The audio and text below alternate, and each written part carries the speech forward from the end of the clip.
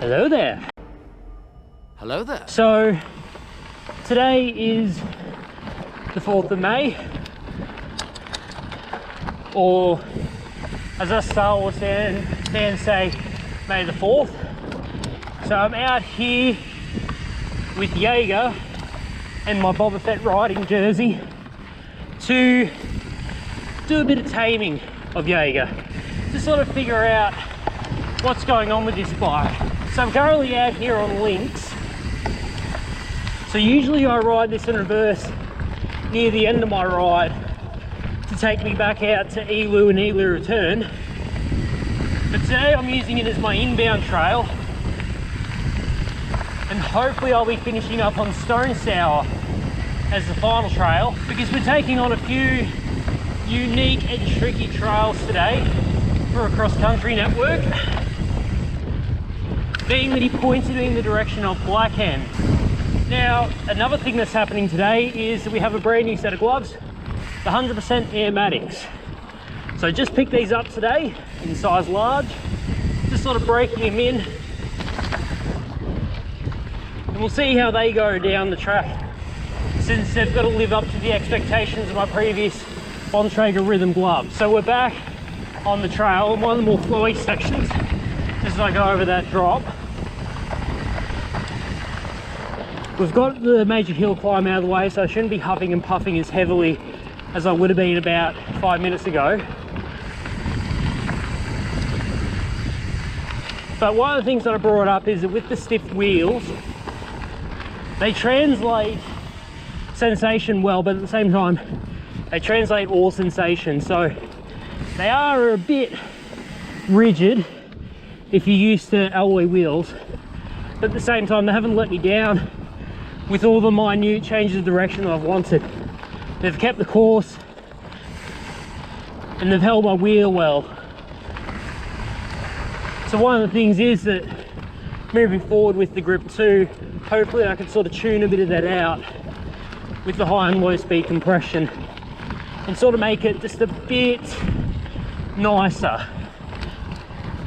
But otherwise, how the bike is capable of changing direction almost on a breath is so rewarding. Riding with these carbon rims is definitely something much different to the Fuel X8 and even to the Slash 8. Now we can open the throttle a bit. It's a bit flowy and downhill, so just let the bike run away a bit.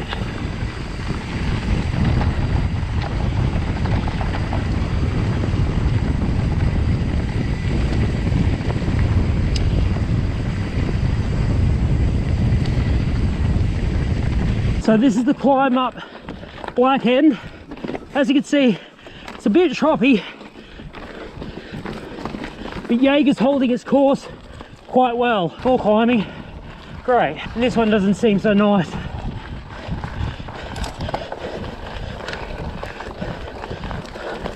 All right, so just holding the low gear. Let's spin it up. Spin, spin, spin, spin. Pedal clip. It's still going. All right, put it down. Now, I'm not sure if you can really appreciate how angry and loud this rear hub is, but this is a stock standard Bontrager. So this comes on your Slash 8s and your other Fuel X's. So it's not a DT Swiss hub, not even a Hope. It's just a really nice Bontrager hub. And the engagement feels great. So, whoa, fairly loose through there. There's a bit of camber on these parts. Oop. Fair few rocks to smash into your rims. Still heading down.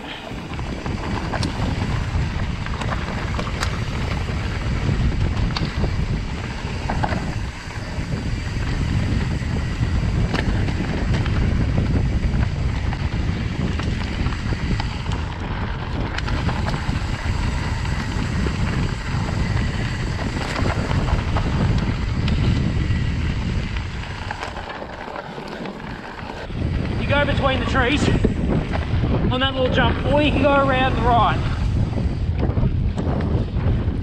So just as I'm pedaling along the Lamb of God, after finishing my guided tour of Stonesour, just a few thoughts after the first week with Jaeger.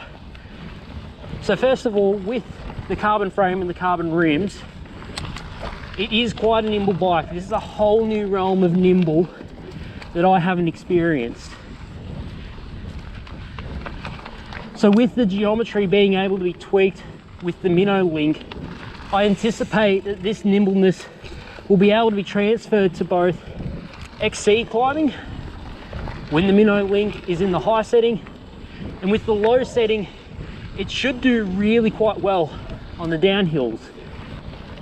I thoroughly enjoyed the feel of the X8 when I reviewed that for its handling and how the Minnow Link actually opens it up to two different realms of trail riding.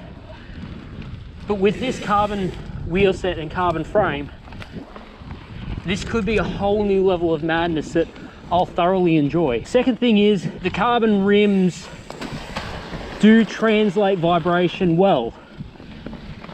Now this can be interpreted as a good and a bad thing. Good thing is that every bump that you feel, you can therefore firmly hold the line and know what's going on underneath the wheels. You can be looking about 4 or 5 meters ahead and you already know what's happening with the wheels underneath you just by the vibration that's coming through your rims. And with all that vibration, it might hurt some riders' hands, so it might not be everyone's cup of tea, but I think as you sort of push into the elite sector of riders and those just wanting a whole new challenge and a whole new way to ride, this bike can afford it to them. Third, we have two runaway underdog successes on this bike, being the Shimano SLX 4-pot pistons and the Bontrager hub in the rear. I know it's a bit odd to say that, but let me finish. So with the ratcheting mechanism in the Bontrager hub, it has multiple points of engagement, which makes climbing a hell of a lot easier. I feel like I can just engage it at the right point to catch my wheel and haul it back up, which was incredibly helpful today on Blackhand. But the other thing is that it's a menacing sound, and in a world where people want to get Hope igniter hubs and your fancy pants DT Swisses, this is the anti-Shimano silence hub. It's just loud and proud, and it comes on a lot of track bikes. Just listen to it, it's nuts.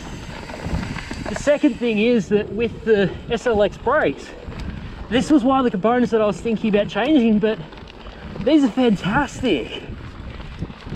You only need reach adjustment on brakes.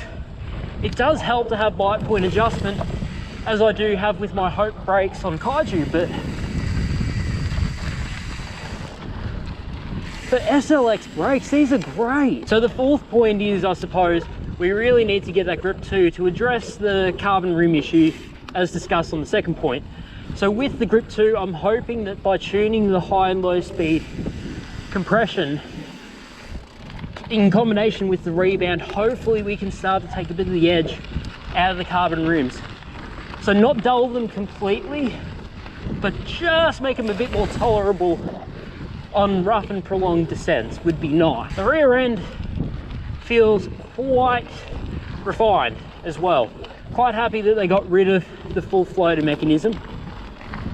Sure, it helped with making the shock a bit more progressive through the travel, but on the same token, it's nice just having a rear end that's a bit more firm and translates to almost a hardtail sort of feeling when you do have the shock firmed up a bit.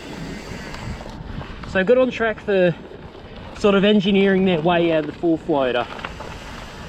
Active braking pivots working well as always, so no new remarks on that. So my final point of things is the Shimano drivetrain.